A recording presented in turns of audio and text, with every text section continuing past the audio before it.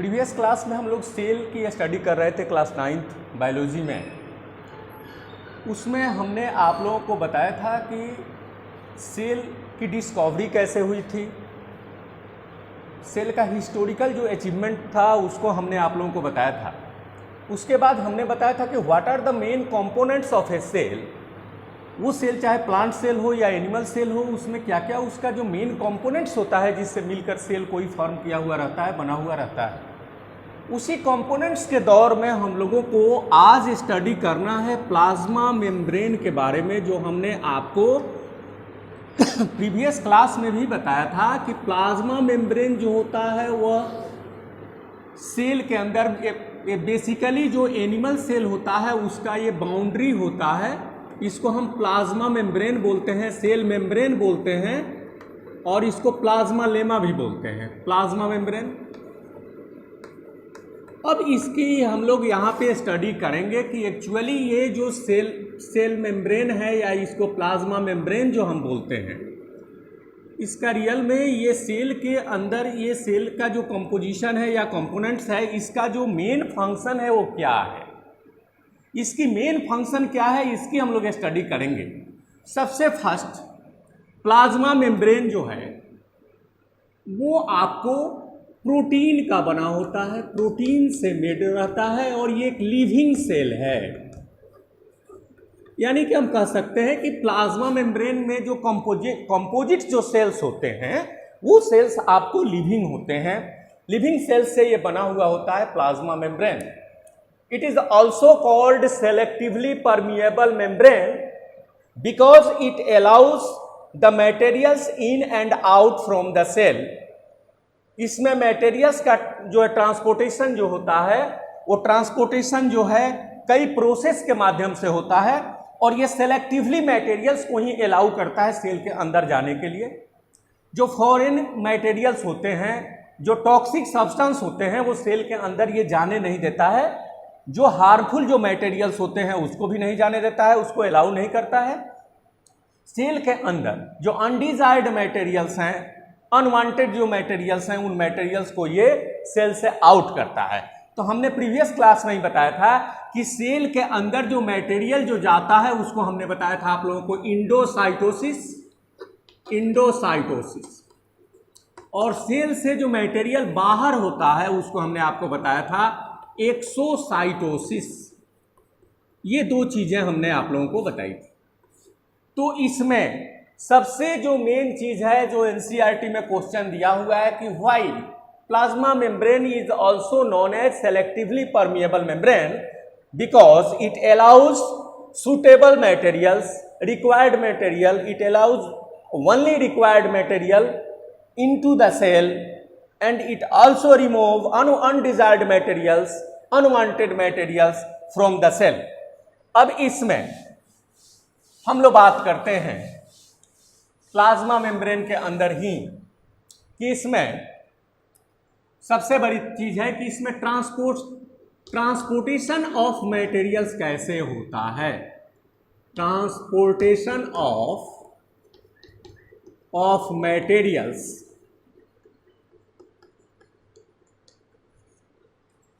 Through the plasma membrane. इसमें दो process apply होता है। एक प्रोसेस होता है डिफ्यूजन, दूसरा जो प्रोसेस होता है उसको बोलते हैं osmosis. There are two processes involved for the transportation of materials in the cell. First is said to be diffusion. अब डिफ्यूजन को जहां तक समझना है तो ये क्या होता है, इसमें मटेरियल्स ट्रेवल करता है higher concentration level to lower concentration level.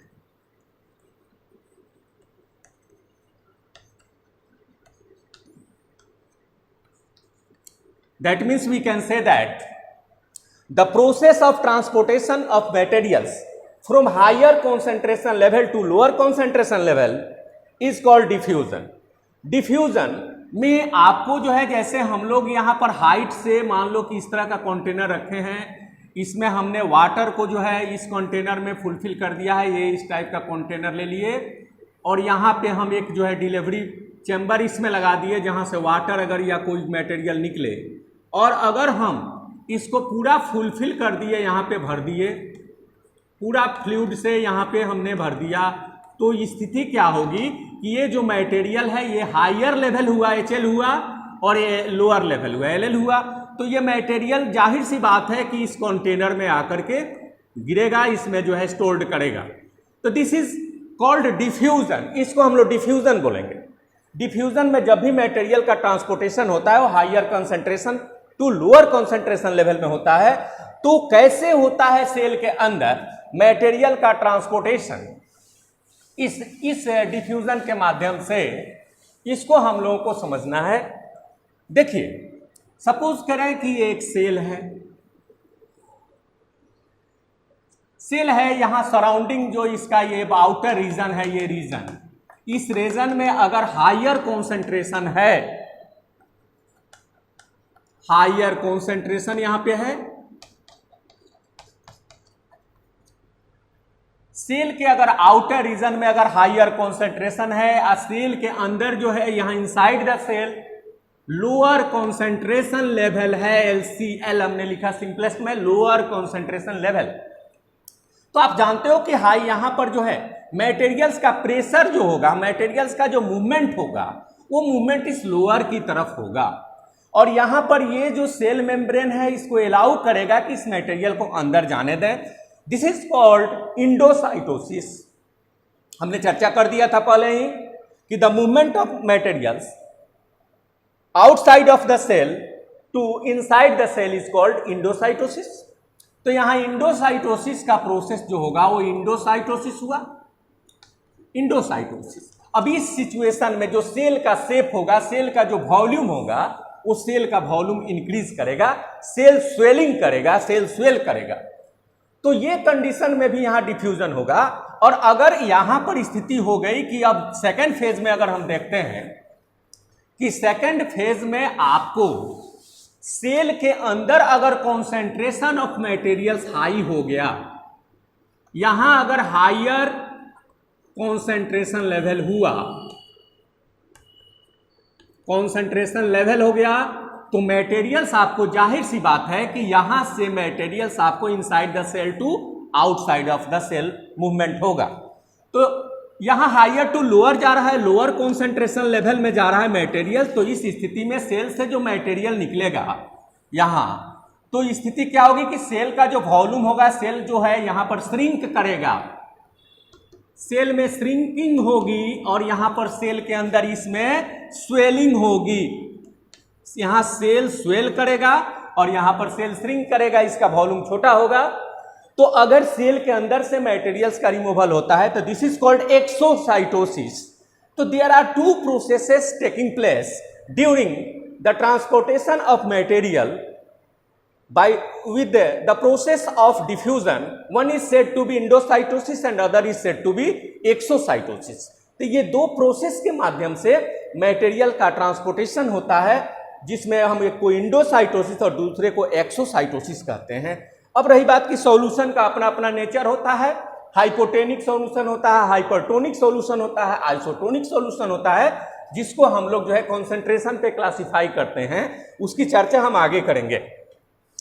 अब इस तरह से जो है सिलेक्टेड जो मटेरियल्स होता है डिफ्यूजन के माध्यम से सेल के अंदर जो है उसका या बाहर ट्रांसपोर्टेशन होता है, उसका मूवमेंट होता है।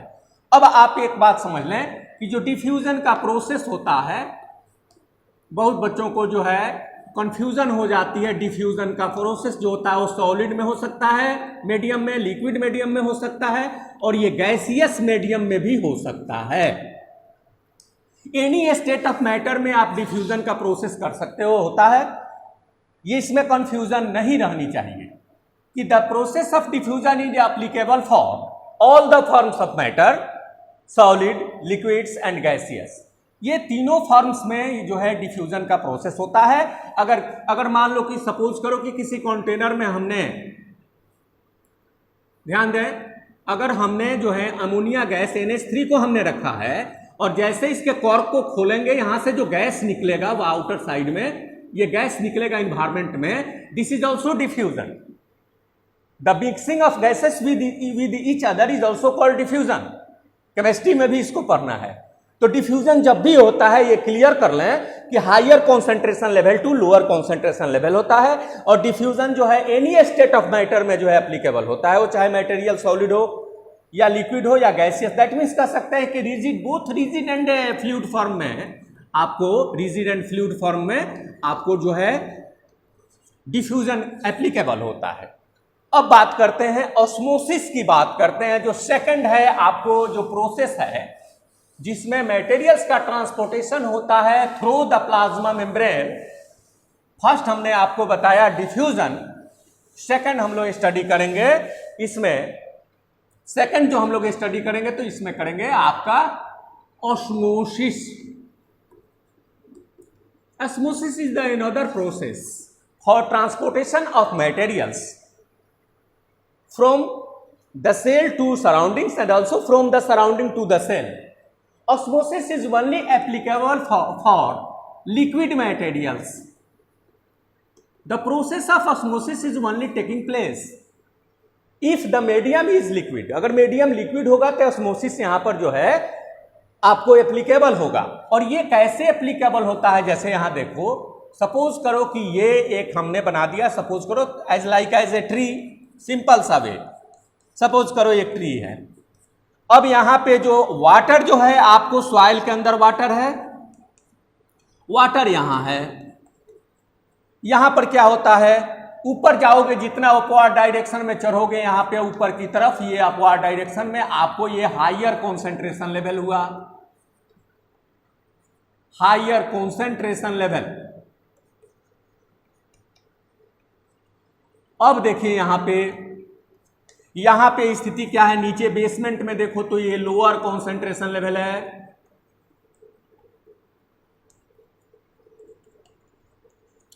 अब आप कंफर्म हो गए कि the process of osmosis is just opposite to the process of diffusion. The movement of substances, the movement of materials from lower concentration level to higher concentration level is called osmosis. Osmotic pressure इसमें work करता है। जैसे मान लो कि हम लोग पढ़ेंगे xylem जो टिश्यूज होते हैं, xylem tissue.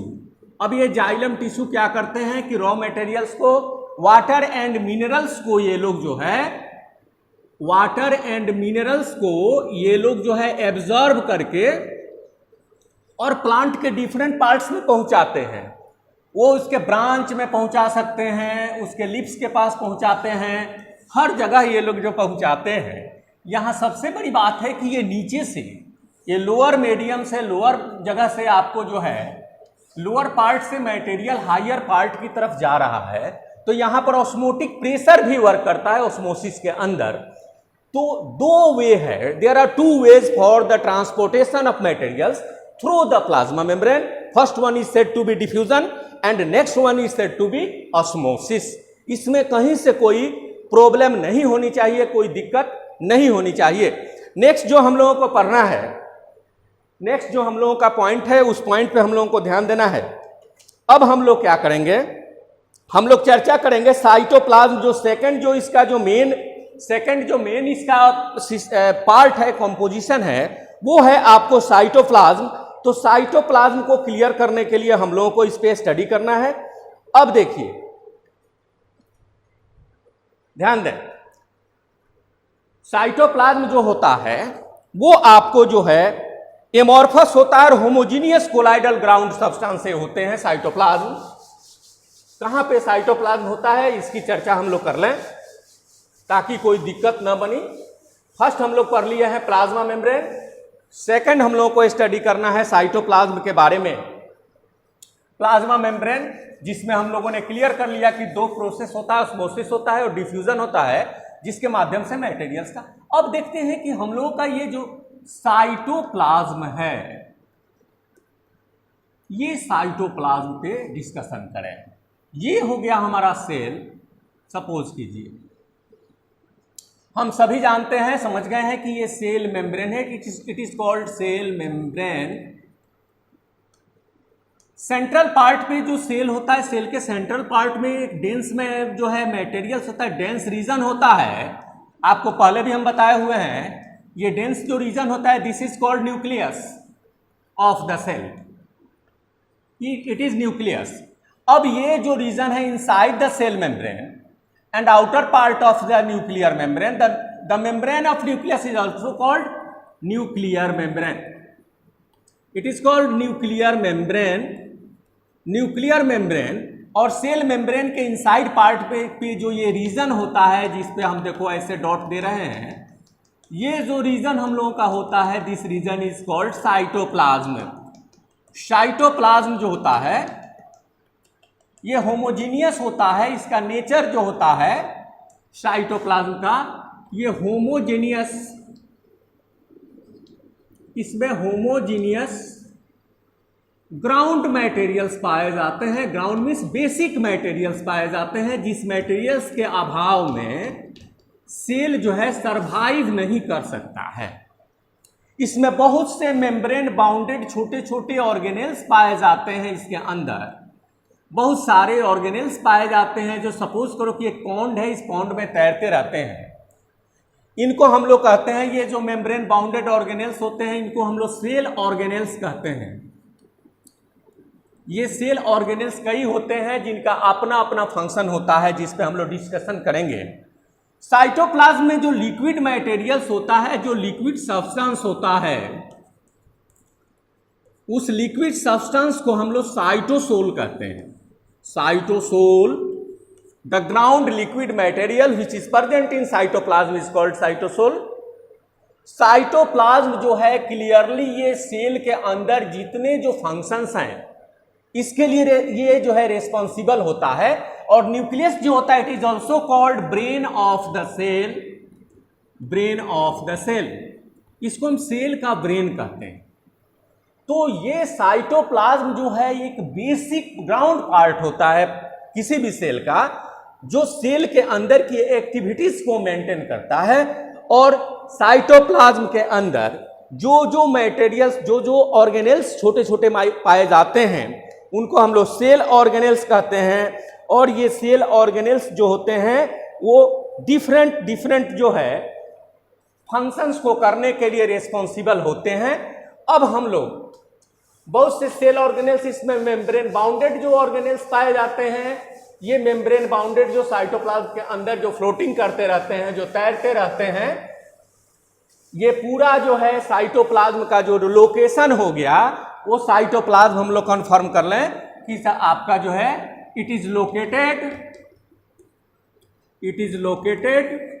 Between the cell membrane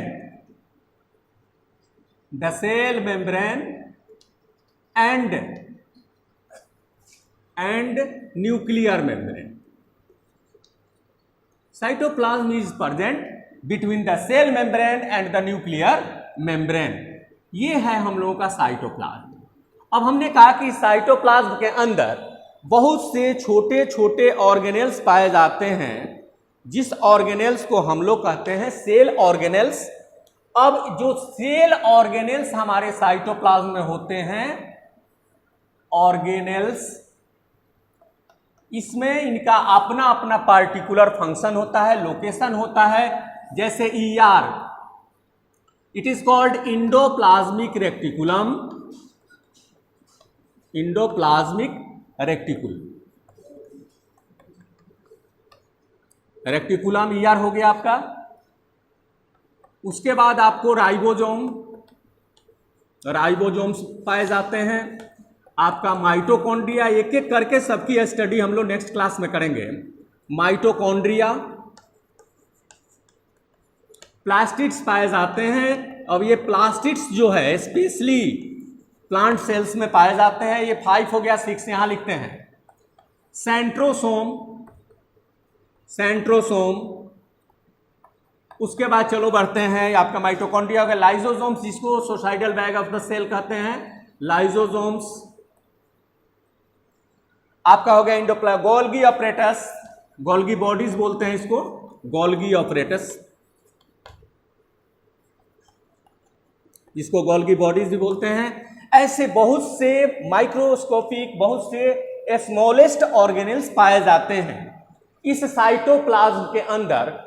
that means हम कह सकते हैं कि जैसे हम लोगों के बॉडी में हमारा ब्रेन जो है पूरे सिस्टम को रेगुलेट्स करता है, और जितने अदर सिस्टम है जैसे नर्वस सिस्टम हुआ, डाइजेस्टिव सिस्टम हुआ, तो उसको अलग अलग ढंग से उसको रेगुलाइज करने के लिए डिफरेंट ऑर्गन्स पाए जाते हैं। सिमिलरली उसी तरह से साइटोप्लाज्म की भी वैसी स्थिति है। साइटोप्लाज्म के अंदर ये जो छोटे छोटे जो ऑर्गेनेल्स पाए जाते हैं, इनका अपना अपना डिफरेंट फंक्शन है। नेक्स्ट क्लास में हम लोग सेल ऑर्गेनेल्स की पॉइंट बाय पॉइंट स्टडी करेंगे, उसके फंक्शन को समझेंगे और उसके लोकेशन को समझेंगे कि सेल के अंदर ये लोग कहाँ पाए जाते हैं। थैंक्स।